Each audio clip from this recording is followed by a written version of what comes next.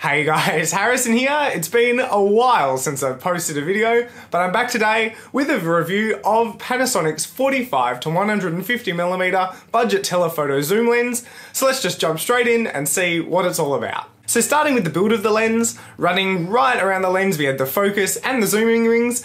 Both of them are just made out of plastic and they feel alright, just, good enough. Nothing spectacular, they're not buttery smooth or anything, but they get the job done. The exterior housing of the lens is made of metal, which is good. It gives it a little bit of, that durable feeling to it. Personally, I wouldn't deliberately go throwing this lens around or anything, but it should hold up to a few little bumps and drops here and there. I've, bumped it, dropped it a few times and it's still working fine, but your mileage may vary. Something to note is the lens is not internally zooming, meaning that as you zoom out the lens will extend out of the barrel. And fully zoomed in at 150mm, the lens is pretty lengthy at almost double the length as when it is at 45mm. Unsurprisingly, the 45-150 is not dust or weather resistant either, so it's probably in your best interest to avoid water whenever you're shooting with this lens as much as you can. I will say though that I've had this lens on taking some photos outside when it's got a bit wet, or shooting some photos near the pool and it's got splashed a little bit, and it does still work fine, but it's not officially water resistant, so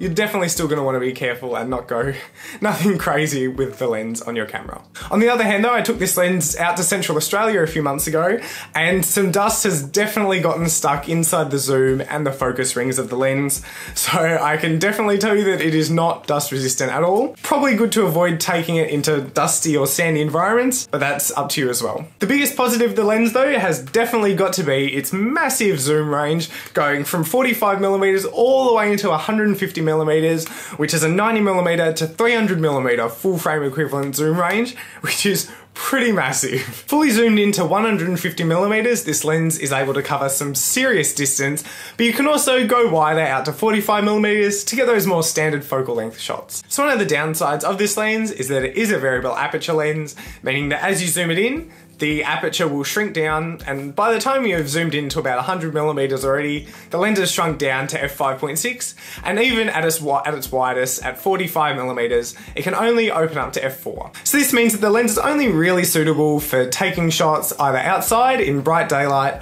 or inside in really brightly lit indoor conditions, so it's just not as versatile as some other telephoto lenses that you can find. If you do try to take this lens into less than ideal conditions, you're gonna probably end up just having to pump up that ISO a lot, because you always want to maintain a faster shutter speed when you're shooting on a telephoto lens to make sure you don't introduce any shake into your shots. And because of that small aperture, the ISO is the only thing that you can really boost up to introduce more light into your shots. The lens does have some pretty great built-in image stabilization though to help you out, and it is definitely noticeable when it kicks in. Your whole shot just instantly feels a bit more stable, and that's the stabilization in the lens kicking in. The lens does have a few drawbacks to it though that end up keeping me from shooting with it as much as I'd like to, and that mostly comes down to the fact that it just is not very sharp at all. Even shooting at pretty fast shutter speeds, 1,000th of a second, 1,500th of a second, sometimes the shots just end up coming out pretty soft. It does not look like they've been kept sharp at all. For what it's worth, DxOMark has put this lens through its test suite and they seem to agree that the lens's sharpness is below average, to say the least. Maybe at this point you're just laughing to yourself, you're saying, Harrison, I'm not really too fussed with how sharp my lenses are, but that's what I thought as well. And yet time and time again, shooting with this lens, the photos I take just end up coming out a bit too soft for my liking, and that just keeps turning me off this lens.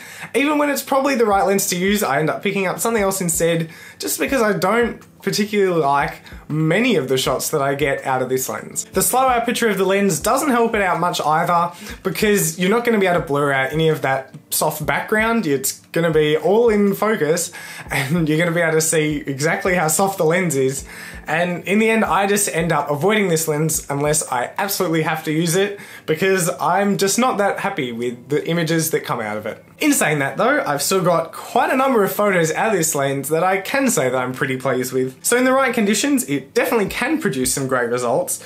And if you're not gonna, look particularly closely at the photos, you're not going to put them on a big canvas and you're just going to post them onto your Instagram page, then as long as you make sure you've got the right sort of lighting available, you're probably going to find that this lens does a pretty good job for you. And I've saved the best part about this lens till last, which is its price.